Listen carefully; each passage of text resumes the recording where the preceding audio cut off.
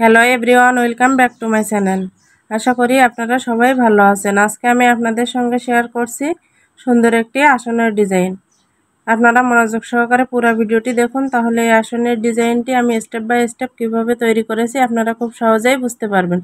দেখুন, আমি আগে কিছুটা সেলাই করে নিয়েছিলাম, তার উপরে আমি আবারও সেলাই করে আপনাদেরকে দেখাচ্ছি। এখানে পরপর আমি 3টা ঘর সেলাই করে নিচ্ছি।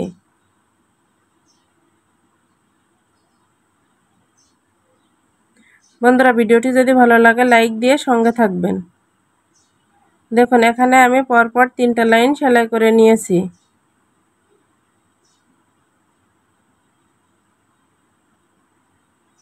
তিনটা লাইন সেলাই করার পরে এই পাশে পরপর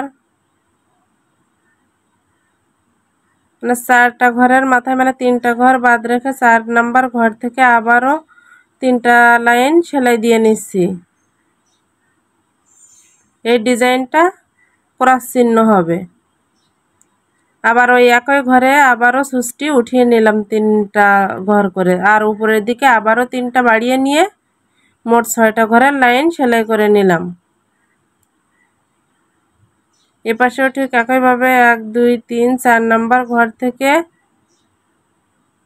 সেলাইটি দিয়ে নিচ্ছি। দেখুন, যেখান থেকে বাড়তি সেলাইটি নিয়েছি ওখান থেকে কিন্তু আবারও 3টা ঘর রেখে 4 নাম্বার ঘর থেকে ক্রস লাইনটি সেলাই করে নিচ্ছি। এপাশেও ঠিক একইভাবে দেখুন, আবারও ওই 3 নাম্বার ঘরে সুচটি উঠিয়ে নিয়েছি, আবার উপরের দিকে 3টা ঘর বাড়িয়ে নিয়েছি।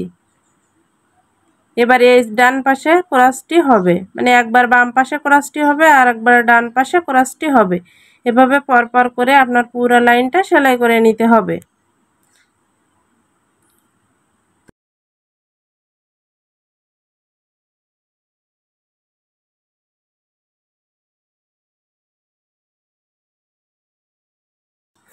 বন্ধুরা, ভিডিওটি যদি একটু হলেও ভালো লাগে প্লিজ চ্যানেলটিকে সাবস্ক্রাইব করে আমার পাশে থাকবেন। পাশে থাকা বেল আইকনটি বাজিয়ে দেবেন, যাতে পরবর্তী ভিডিও আপলোড করলে সবার প্রথমে আপনাদের কাছে পৌঁছে যায়।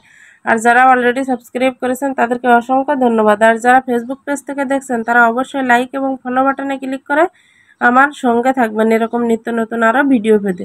দেখুন, পরপর আমি কিন্তু লাইনগুলো সেলাই করে নিচ্ছি।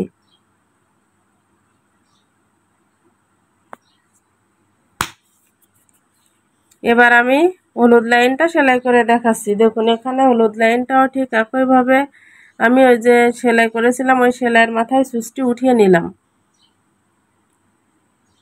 আবার প্রথম থেকে আপনারা এইভাবে নিচের লাইন সমান রেখে পরপর এভাবে সেলাইগুলো করে নিতে পারবেন।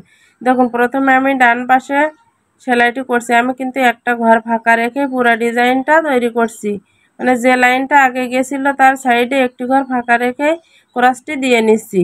মানে একবার ডান পাশে ক্রস হবে, একবার বাম পাশে ক্রস হবে, এভাবে কিন্তু পুরো আসনটি এই ক্রস চিহ্নে ভরে যাবে। এখানেও ঠিক একইভাবে 3টে লাইন রেখে পরে 4 নাম্বার ঘরের থেকে ডিজাইনটা শুরু হবে। আবার উপরের দিকে 3টা লাইন সেলাই করে নিচ্ছি, নিয়ে আবার ডান পাশে ক্রসটি দিয়ে নিচ্ছি।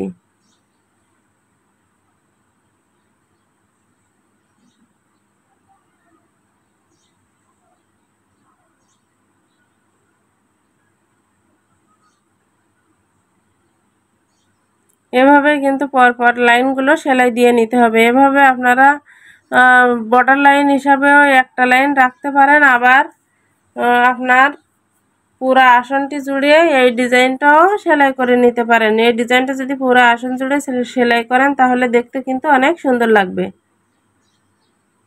তো বন্ধুরা, ভিডিওটি কেমন লেগেছে অবশ্যই কিন্তু আপনারা কমেন্ট করে জানাবেন, তাহলে আমি ভিডিও করার উৎসাহ আরও পাবো।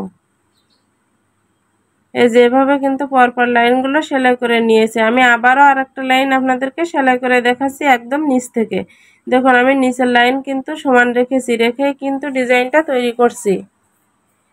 আবারও সাইডে একটা ঘর ফাঁকা রেখে পুরো এখানে 3টা ঘর সেলাই করে নিলাম, নিয়ে তারপরে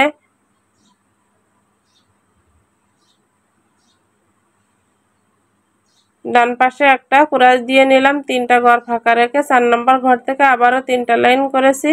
আর এপাশেও আবার একই ঘরে আবারও সুচটি উঠিয়ে 3টা ঘর আর সামনে 3টা ঘর নিয়ে মোট 6টা ঘরের লাইন তৈরি করলাম।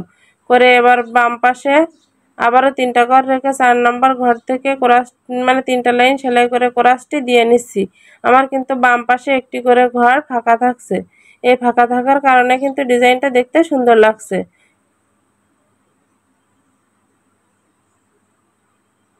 এভাবেই কিন্তু পুরো লাইনটি সেলাই করে নিতে হবে পুরো আসন জুড়ে।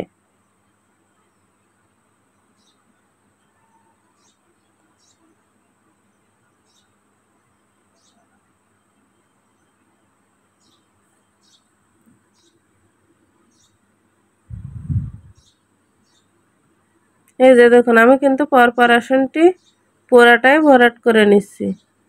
এভাবে আপনারা আমি তো 3টা লাইন সেলাই করে দেখিয়েছি, আপনারা পুরো লাইনটা পুরো আসনটা এভাবে সেলাই করে নেবেন। এই যে দেখুন আসনটি সেলাই করার পরে দেখতে এরকম লাগবে।